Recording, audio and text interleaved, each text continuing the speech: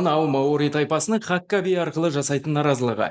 Ал мынау ақштағы филибастер қарсылығы. Әділетсіз, шикі немесе бір жақты заңдар шығып кетпеу үшін халық қалаулылары түрлі жолмен қарсылық білдіріп жатады. Бүгін біз парламенттердегі қарсылық туралы шығарылым әзірледік. Біз айтып өткен Маори тайпасының Хаккабиі осы. Ол арқылы жергілікті халық тағдыршешті мүдделерін қорғап, әлемге аты шықты. Бұл заң 1840 жылғы Вайтинг келісім қайта қарауға қатысты болған. Бұл келісім Британ коронасы мен Жаңа Зеландияның байырғы тұрғындары саналатын Маори тайпалары арасында жасалған. Маори халқына бұл олардың мәдениетіне, жеріне және ерекше құқықтарына кепілдік беретін негізгі құжат. Бұл заң қабылданса, Маори халқының осы келісім бойынша бекітілген құқықтары мен мәртебесі әлсіреп, олардың жерге иелік ету, мәдени мұраны сақтау және ұлт ретіндегі ерекшеліктерін мойындау сияқты өмірлік маңызды мүдделеріне қауіп төнереді. Сонда наразылық ретінде депутаттар хака деп аталатын дәстүрлі Маори биін биледі. Бұл әскери би, ол батылдықты, күшті және бірлікті білдіреді. Бұл бір ауыз сөз айтпастан, бірақ өте күшті әрі эмоционалды қарсылық білдіру тәсілі. Осы биінің арқасында парламентте бұл заң жобасы қабылданбай қалды.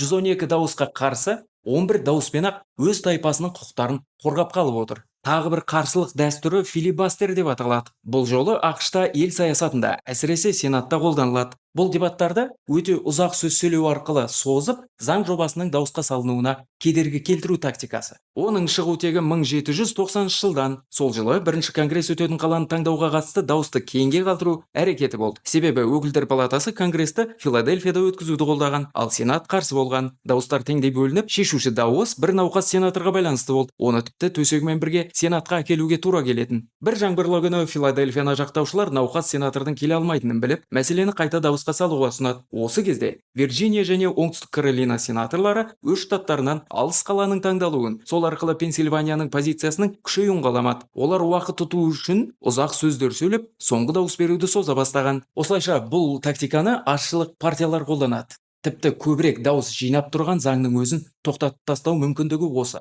Мысалы, биыл 1 сәуірде сенатор Кори Букер ұзақтығы бойынша жаңа рекорд орнатып сөз сөйледі. Сөздің негізгі тақырыбы Дональд Трамптың әрекеттеріне және Илон Маск басқаратын Дож қызметіне қарсылық білдіру болған еді. Сенатордың сөзі 25 сағат 5 минутқа созылып, сенат тарихындағы ең ұзақ сөйлеген сөз болды. Бұл дәстүрлер кейде бір жақты болатын билікке қарсы шығудың еркін көрінісі. Біз саясат туралы шығарылымдарды жалғастырамыз. Арнамызға жазылып қойыңыз.